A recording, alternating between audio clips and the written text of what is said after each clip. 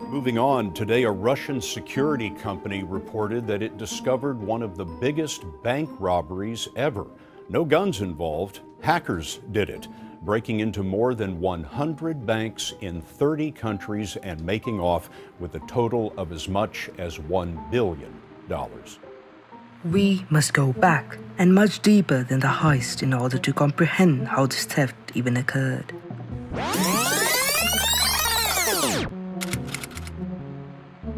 A cybersecurity personnel's nightmare and the cybercriminal's dream. Jackpotting. Jackpotting is a hacking technique created by Barnaby Jack that causes ATMs to dispense as much cash as the hacker desires.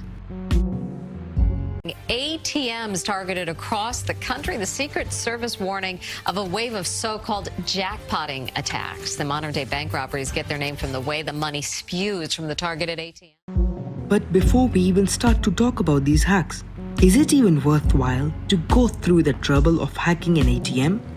Well, the answer is yes. Although they are uncommon, an ATM can carry up to $400,000, while the average ATM holds around $60,000, which is not a bad sum of money. This is why criminals find ATMs to be highly appealing. Now back to the story. What made Barnaby's presentation really astounding was the fact that he showed two methods of jackpotting, and in both methods the hackers remained completely anonymous. In order to comprehend the first method, we need to understand the layout of an ATM machine. An ATM machine has two sections, the lower and the upper part. The lower part consists of the cash and is known as the vault. This part of the ATM is heavily guarded and is insanely difficult to break into. The upper section, which is the computing section, is connected directly to the lower vault. This controls how the ATM operates and contains the physical user interface which allows the customer to make transactions. If a hacker is to gain access to this computer, he can instruct the lower portion of the device to dispense as much money as he desires. The first method involves the hacker physically connecting a device to the ATM. This device may be a computer of any kind, such as a phone or a tablet, and once connected, this machine will inject malware into the ATM that is designed to gain access to the cash machine. If the software performs as planned, the hacker can instruct the ATM to dispense as much money as he desires by pressing just a few buttons. This on its own was already really impressive, but what Barnaby Jack showed next was even more terrifying. He demonstrated how if hackers were to gain access to the bank's internal system, they could command any ATM to dispense cash at any time without leaving a single fingerprint on the device, which makes it extremely difficult for security forces to identify the criminals. Banks were at the greatest risk from all of this, and if word was to spread, numerous hackers would attempt to hack and loot banks from all around the world. And furthermore, the hackers might also build on Barnaby's work and make a stronger version of the malware that would be even tougher to defend against. Unfortunately, this was exactly what happened and was very, very bad news for the banks.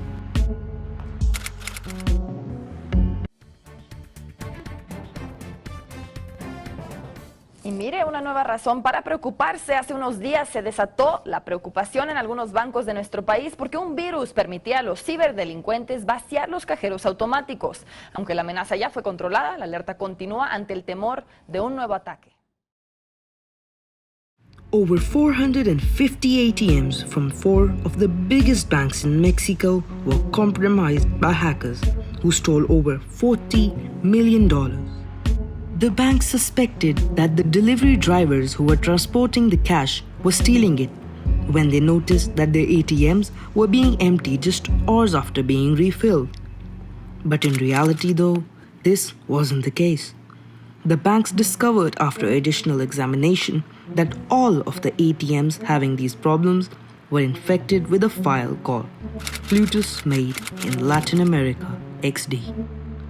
Ploutus was a superior version of Barnaby's work and the first of its kind. It had access to all ATMs made by Cal, a market leader in the development of ATM software.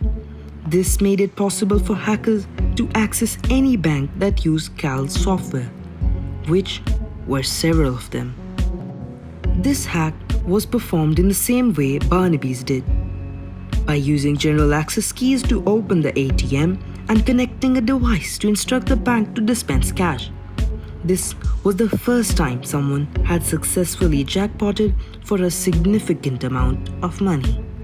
This information propagated rapidly through all hacking circles, causing the Ploutus wave of malware to emerge. Hackers began utilizing this to steal money from several banks all across the world, and banks reported losing between $2 to $3 billion in the subsequent 12 months alone. The worst part was that this software was being sold on the dark web with instructions that would allow virtually anyone to break into any ATM at any moment. Updates were the only solution banks could think of for this. The banks updated their systems frequently, but it was only a short-term solution, since every time there was a new update, the hackers rapidly updated their malware too, rendering the bank's updates ineffective once more. The fact that ATM machines were still using Windows XP, an extremely outdated operating system for which Windows stopped support in 2014, made it quite simple for hackers to keep doing this. And at this point, the Ploutus wave had reached its pinnacle. Mexico, Brazil, and other South American nations were the most heavily impacted by Ploutus. As word of this spread, Ploutus even reached Europe and Asia, and in 2018, an improved version known as Ploutus D even made its way to the United States.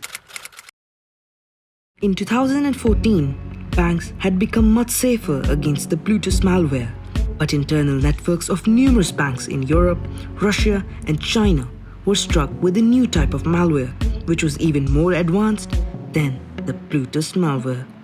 The banks contacted Kaspersky Labs, an anti-cybercrime agency, and investigations were started. These revealed that a new type of malware was created which allowed hackers to steal from ATMs without even touching them. In fact, the hacking was going on for a while and the footage was being deleted by the hackers to avoid detection, stealing millions over this time. However, this time it wasn't simply a Ploutus 2.0. It was a brand new hack that had been never seen before. The breach was so advanced that Kaspersky Labs experts believed that it was a military operation against the economies of specific countries. It was so lethal that banks and spy agencies from all around the world had to work together to stop it, because it was neither traceable nor detectable by traditional security systems. The name of this new malware was Carbanak. Carbanak. Carbanak. Carbanak. Carbanak. Thanks for watching.